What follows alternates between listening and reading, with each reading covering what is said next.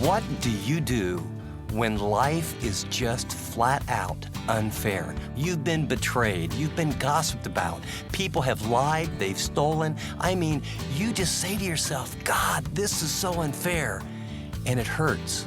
How do you move beyond the pain? How do you heal the wound? We're going to talk about 3 specific biblical steps that God will give you that will help you in your situation today. Thanks for listening to this edition of Living on the Edge with Chip Ingram. Living on the Edge is an international teaching and discipleship ministry motivating Christians to live like Christians. In just a minute, Chip will wrap up our series Momentum, How to Ignite Your Faith, with a final look at one of his favorite Bible characters, Joseph. Last time, Chip described the way Joseph, in the face of incredible hardship and pain, continued trusting God's plan and goodness. Today, we'll learn more about what fueled his response and how, when anger and bitterness bubble up inside us, we can act in a God-honoring way too. Well, with that, here's Chip for the remainder of his message, Learning How to Overcome the Evil Aimed at You. Finally, the last thing he did is he grew. He faced his issues and he forgave others theirs. And you say, well, where do you get that, man? You're just making these notes up. Well, when you see the movie later on this week or this day, he gets married, and then he has 2 boys, and he names them Manasseh and Ephraim. The word Manasseh means God has caused me to forget. You know what it means? I put it behind me. I'm not living in the past. Manasseh means, guess what? I dropped my rock. I'm not living with memories of my dad and the favoritism. I'm not living with my brothers and what they did to me. I'm not living with falsely accused. I'm not remembering that I was forgotten by the cupbearer. You know what? God has allowed me to forget. I've dealt with those issues. And then notice that he's moving forward because Ephraim, you know what his name means? Fruitful. And so at some point in time in the journey, and you know what? There's a lesson here. See, he didn't turn on the big screen TV, and he didn't get his life filled with hobbies, and he didn't get busy to dull the pain. Of course, those things weren't available either. But when you're in prison, it is in silence and solitude he had the ability to face the deepest issues in his life. He had time in prison to look up through the bars and see the stars and the hand of God and remember the dreams. He hung on. You know, there was no written passages in this time. God's promises to Joseph were given to him in a couple dreams, and he was holding on to the character of God and the dreams. God says, this is going to happen to me, and so I'm holding on to that as I go through 13 years of it looks like the very opposite of that could ever happen. And that's what God wants for you and me. When I've been through the difficult times like this, Hebrews 10:36, you might jot that in your notes. It says, for you have need of endurance so that once you've done the will of God, you might receive what was promised. You have need of endurance. Hupomeno is the word. It's used in James 1. You have need, it'll produce endurance. Hupo means to be under great stress and pressure. You have need to hang in there, the pressure and the stress. I can't make it as a single parent one more day. I can't make it in this job one more day. And let you get up and you do it. And as you do it, and as you do it, as you do it, as you do it, you get stronger and stronger and stronger. And see, what happens is God changes you. We're always asking God to change the stuff out there that we can't control. And God's primary commitment is he'll change you in the midst of it, and he'll change me. And so he grew, and he forgave him, and he moved on. Well, it raises the question, Joseph, I would like to learn how to do that. What was the dynamic? It's one thing to read that and say, great, Joseph did it. What was his secret? I'd like to suggest that Joseph's secret to overcome evil involves something he knew, something he did, and something he refused to do. See, in all of that 13 years and all the betrayal, injustice, abandonment, there's something he knew. And actually, this is going to come right out in the text because he's going to meet his brothers. And they're going to have a number of situations, and he's going to test them, and he's going to put gold in their bags, and he's going to give them the grain, and he's going to hide his identity. He doesn't do it to punish them, but he wants to test them. He wants to bring them to the point where they realize what they've done and how they've sinned against God, and they come clean with the whole deal. And we pick up the story here in chapter 45, and this is what he knew. Nothing comes into our lives by accident. Circle the word by accident in your notes. Tell you what, you start believing that, your attitude will change, and it'll lead to a great change in behavior. Nothing comes into our lives by accident. It is either decreed or allowed by who? An all-wise, sovereign God for our good. There's evil in the world. God has given us this tremendous gift of free will. People can choose to do good, they can choose to do evil, but their evil can't ruin your life. But there's evil in the world. And God either decreed knowing his plan for you, or he allowed it and he's going to orchestrate it in a way for your good. To say that God is all wise means he brings about the best possible ends by the best possible means for the most possible people for the longest possible time. It's a classic definition of the wisdom of God. And he's good. He wants to bring your best. And the word sovereign just means he's in overall absolute control of all the events and all the circumstances. God knows all things actual and he knows all things possible. And so what you see is that God has a good big plan for each of our lives. And the little plans of some who intend to harm us are then refashioned by God to fulfill his big, good plan. Joseph actively believed that God's sovereign control of all circumstances were meant for good. At some point in time, you just need to write down the phrase, when you're dealing with your rock, they meant it for evil, God meant it for good. God meant it for good. God meant it for good.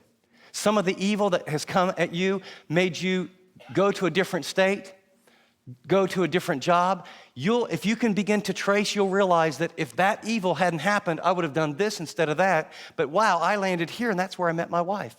Or that's when I realized I was a lot better at this and I took this job instead of that job. Notice what it says here in Genesis 45. Joseph is talking to his brothers. He says, "And now do not be distressed and do not be angry with yourselves for selling me here, because it was to save lives that God sent me ahead of you. For 2 years now, there's been famine in the land, and for the next 5 years, there will not be plowing and reaping. But God sent me ahead of you. Why? To preserve you for a remnant on the earth and to save your lives by great deliverance. So then, it was not you who sent me here." Are we starting to get a pattern here? It was not you. It was not you. God sent me here. And then notice, he exalted him. He made me father to Pharaoh, lord of his entire household, and ruler of all Egypt. Here's the application. Therefore, I am never can you fill it in? Victim. Never. Doesn't mean it doesn't hurt, doesn't mean it's not hard, doesn't mean it's really difficult. You are never a victim. I am never a victim. I can't play the poor me card. Now, it doesn't excuse the person's evil. It never makes it right. But if I can survive and thrive and resist and wait and grow, God will do what? Work all things together for the good to those that love him, to those that are called according to his purpose. And I will tell you that when you meet people, instead of the adversity and the betrayal and the abuse and the lies, that it makes them instead of breaks them, I will tell you what, they do not have a victim mentality. They do not have the world owes me. They do not have, if this wouldn't have happened, then I would be here, and if only that would have happened. Some people live with this mindset their entire life. I got a raw deal, and somebody owes to make my life work out, and it can be very subtle. And by the way, that type of mindset, that type of personality produces an emotional response that produces the kind of person that other people don't like to be around. And so it becomes self-fulfilling. Oh, poor me. I mean, you try and help the oh, poor me's for a while, and then after a while, they just wear you out. And what all of us do is we start avoiding them. And so part of it is you got to face those things. At some point in time, you have to be angry at the person. Basically, Joseph said God was in control. Did I like it? No. Was prison fun? Absolutely not. Falsely accused? My reputation? But at the end of the day, he says, he sent me here. Their little evil plans don't have the power to ruin God's big good plan for your life unless you let it.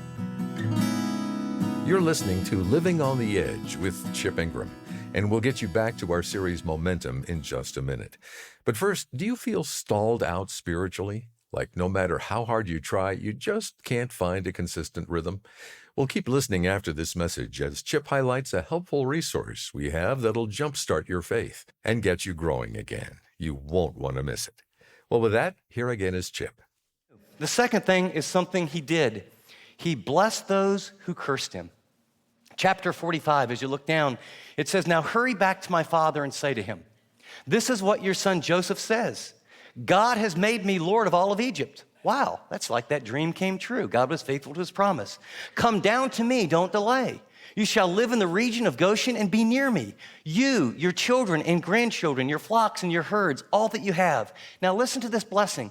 "I will provide for you there because 5 years of famine are still to come. Otherwise, you and your household and all you belong will become destitute. You can see for yourselves, and so can my brother Benjamin, that it is really I who am speaking to you. Tell my father about all the honor accorded to me in Egypt and about everything you've seen, and bring my father down here quickly." Now think about this. This is not a fairyland story. Joseph chose to willfully bless the very brothers who rejected him. Now that part where I said you need to pray and ask God to have your heart be open, right about now you need to ask him to keep it open. Because if you want to get rid of your rock, you got to first believe that God really is in control and he's good. And second, you're going to have to bless the person who wounded you. He committed to provide for them, their children, their grandchildren. Romans chapter 12, verse 14, "Bless those who curse you. Bless and curse not." It's a command. It's not a suggestion. Do not be, verse 21, in fact, Romans 12, 14, here's sort of the bookend opening, and verse 21 is the ending. He'll go on to say, "Never be overcome by evil, but overcome evil with good." When we want to pay back, when we give back evil, it's like fire comes to us and we try and put out the fire with a gas hose.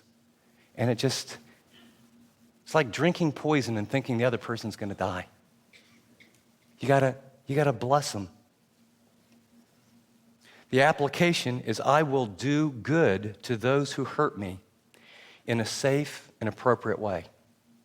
And I add that, the do good, I don't know what it'll look like. I'll give you a couple suggestions. And by a safe and appropriate way, if your father abused you, if you've been sexually abused, if you've been in a marriage where the person was violent, the application is not, I think I'll go visit dad.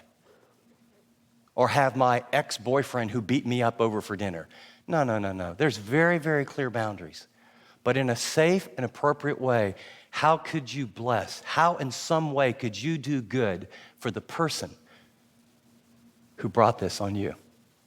I was with a guy and I'd heard his story. So we're riding in the car, we played some golf, and then we were gonna go to this restaurant, and he drove me, and so we were alone. I said, "Bruce, man, I've heard this amazing story." And so, pretty messed up life, pretty messy, bad divorce, lots of anger, lots of back and forth to one another, alienating the kids, lying about one another, on and on and on. Bruce at 41 kind of gets his life really right with the Lord. Animosity at levels that some of you don't have to imagine, but messy, difficult, painful, ugly divorce, kids separated over it. Well, Bruce comes to Christ, begins to grow spiritually, really puts some roots down, remarries after a period of time, and his wife, out of all this, instead of it making her, it breaks her. She goes through all the money. He pays alimony, pays an extra 2 years of that, squanders all the money, and is almost destitute.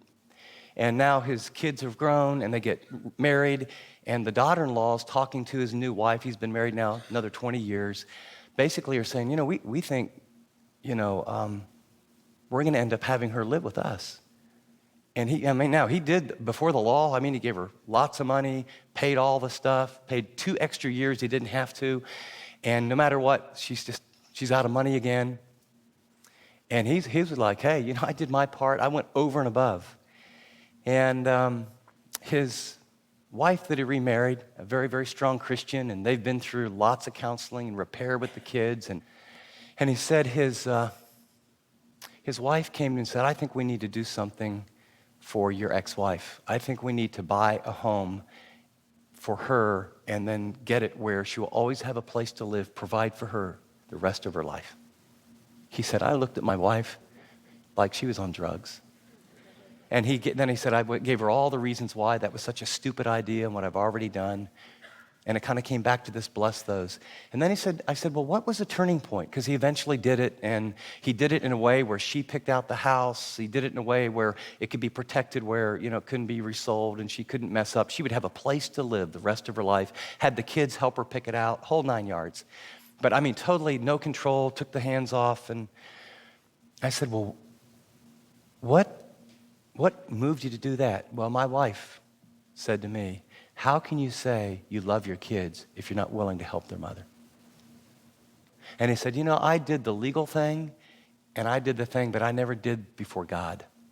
He said, I never dealt with the depth of my sin in the marriage, the depth of what I really blew it. I mean, I asked for God's forgiveness and I asked for hers, but it was still after all these years. And he said, after we did that, he said it was like God opened the hardness of her heart. And there was a restitution and a forgiveness after 20-some years. He said, last Thanksgiving, we had all of my family, all of my children, and my ex-wife. My ex-wife now, in the last 5 years, has become friends. Now, I'm not saying I'm talking about the power of blessing and doing good to those that don't deserve it. And there's been restoration. And when it got all done, it was like, all the control issues that happened. She said when they signed all the papers and she had it, she came to them and she said, you might want this because if I'm out of town, she gave him a key to their new house so that anytime you guys need to use the house, you can. Jesus said, you have heard it said, love your neighbor and hate your enemies. But I say to you, forgive your enemies and pray for those who desperately use you. For what good is it if you love those who love you? Don't even the pagans and the unbelievers do that? But you're never more like your heavenly Father who causes the sun to shine and the rain to fall on both the evil and the good. And so he says, love your enemies, pray for them, do good to them, that you might be like. Literally, it's that you might be sons of your Father in heaven. It's a Hebrew term, the idea of you'll have family likeness when you do good for those who've done evil. Finally, he refused to do something. And what he refused to do is take revenge. The story picks up in Genesis chapter 50. It says, when Joseph's brothers saw that their father was dead, they said, what if Joseph holds a grudge against us and pays us back for all the wrongs that we did him? So they sent word to Joseph saying, it's like, hey, let's make up something that Dad told us. Your father left these instructions before he died. This is what he's to say to Joseph. I ask you to forgive your brothers and the sins and the wrongs they committed in treating you so badly. Now please forgive the sins of your servants, of God and of your father.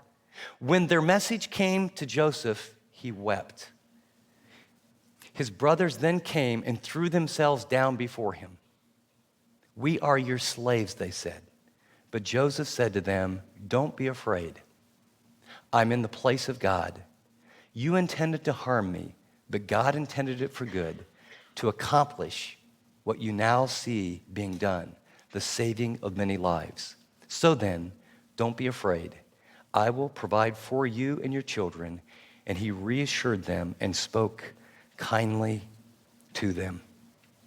He forgave them from the heart. He could pay back. He refused to take revenge. And here's the application, and this is a big one for you and for me. I will choose to forgive or release those who hurt me from the retribution they deserve because Christ has done that for me. When Jesus was teaching on prayer, he said, what did he say? Forgive If you forgive them, so I will forgive you. I had two major, biggest betrayals of my adult life. And I mean, I will tell you, you talk about a rock. I was livid. I was so angry. And I will tell you what happens for some of you, at least with me, is when this happens, when an unbeliever does it, it hurts really badly. When you're betrayed or falsely accused or something from a fellow Christian that you trust, I mean, you just go like, are you kidding? I mean, we ate together. We were brothers. And I will tell you what God will call you to do is what most of you have turned to the back page, so I'll get there. I might as well catch up. There's 3 specific things you need to do to get rid of this rock. Number 1, choose to forgive the person who hurt you. It's just a choice. You forgive. It's an act. The process is forgiving. And when you go through this process over a period of time, some it's taken me a couple years, but you choose to forgive. Second thing you need to do is begin praying daily for the person to bless the person who hurt you. And then you will find one day you'll hear something good about them, and before you can think of how you should respond, you'll have an immediate positive response, and you'll realize the grace of God has completely changed your heart. And by the way, you don't feel like it. And my prayers usually start like this. Dear God, help them see how wrong they were. And then, dear God, bring circumstances in their life so they'll really repent and see how they really are. And then, as I get with God, it moves to, God, would you give them a great marriage? God, would you help them be a great dad? God, would you bless the work of their hands? God, would you be merciful? Please don't give them what they deserve because, God, I don't want to get what I deserve. That was the breakthrough for me. When I looked into my heart and I looked at my side of any issues, I just thought, oh, God, please don't give me. When I was super honest, I had a brother who got next to me during my hardest times, and he said, Chip, I want you to list everything that you need to own in every attitude or action or speech that was a part of that betrayal. And he said, you take that before God. And I did. And as I looked at it, I thought, I so focused on what they did, I kind of minimized what I did. And when I saw that, I said, oh, God, be merciful to me, a sinner. The third thing is then, as you pray for them every day for the next 3 days, do one act of kindness this week for that person who hurt you. If possible, if they're dead, you can't do that. But you can write them a letter and forgive them. If they've abused you or it's not safe, you can keep clear boundaries. But you could anonymously do something that would bring something positive into their life that they would never know came from you, where you can bless them.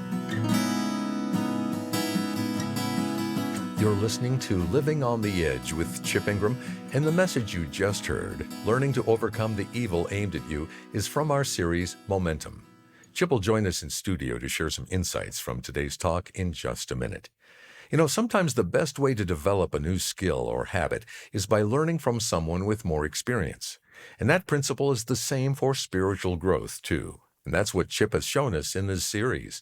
We pray your faith has grown as we've studied the valuable lessons these 6 familiar biblical characters modeled for us. Let me encourage you to go back and revisit any part of this series at livingontheedge.org or through the Chip Ingram app.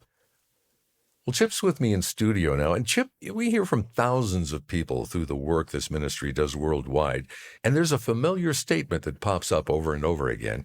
I really want to make a difference with my life, but I don't know how to get there. Now, what would you say to that person? Well, first, way to go. I mean, I think your heart is beating with God's heart. I think we are made to make a difference. And just the fact that you have that kind of beating in your heart and you want it to happen is very pleasing to God. And at Living on the Edge, we have a number of resources to help you answer that question, but there's a devotional that I think would really help you get started. It's called Leave Ordinary Behind, 25 Days to an Extraordinary Faith. Now, that doesn't mean you're going to become extraordinary in 25 days. This isn't like a silver bullet that changes everything. But I think what you'll see in this is a devotional that will help fuel that dream and help you see very practical ways. How do you have the faith of an Abraham? Or how do you become separate from the world like Daniel? Or how do you grasp who you really are like Moses? It's a devotional that I love, written by a good friend, Lance Witt. And I will tell you, you want to make a difference? Get this devotional for you or one of your friends, and you'll be well on your way. Thanks, Chip. To order Leave Ordinary Behind by our friend Lance Witt, go to livingontheedge.org or call us at 888-333-6003.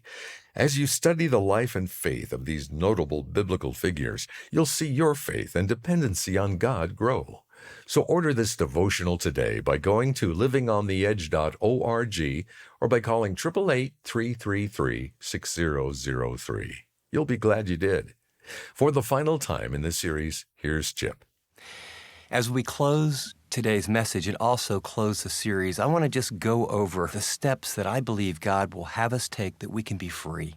Number one, choose to forgive the person or persons that have hurt you. And it's a choice, and we talked about that, but you need to do it. You don't procrastinate on this one. You don't have to feel it, but you choose. The second, begin praying daily for God to bless that person who hurt you for the next 30 days. It's just a choice. We already taught it, but let me just encourage you. Would you be willing to do it? Write their name down somewhere or their initials if you don't want someone else to see it, and begin praying God's blessing. And then third, do one act of kindness if possible this week. And if it needs to be anonymous so there's no contact, absolutely. But do something that is so Christ-like. It's a Father, forgive them. They know not what they do. And that's the mercy part. And then it's some grace. You actually give them exactly what they don't deserve. And in so doing, free your soul and allow you to be like Christ. I had a lady after this write me a letter that was really touching. And she said, my dad has been dead for well over 20 years, and I've been a prisoner for the last 20 years. And after this message, I went home on a Sunday afternoon, and I sat down and I wrote him that letter. And I wrote out all the things he did. It was abuse issue, both sexual and physical. And this little girl had lived with this all these years, and her father had finally died. And she's a grown woman now and lived with all the pain and chaos that came out of that. And she said, I wrote him a letter and I named what he did. And then one by one, I forgave him and I sealed that letter. And she said, God freed me. I long for that for you. Choose to let go and forgive. Choose to pray and bless them. And if possible, choose an act of kindness. Bless those who persecute you. Bless and curse not. Do not be overcome with evil, but overcome evil with good. Wow, what a powerful testimony, Chip. Such a great example of how to put into practice what you've been teaching. Thanks so much for sharing. As we close, I want to remind you that the Chip Ingram app is an easy way to share messages or complete series with others. So whenever you're encouraged by what you hear, I hope you'll pass it along to a friend or loved one who'd benefit from it. And be sure to tell them how it made a difference in your life. Well, thanks for listening to this edition of Living on the Edge with Chip Ingram. I'm Dave Drury, and I hope you'll join us again next time.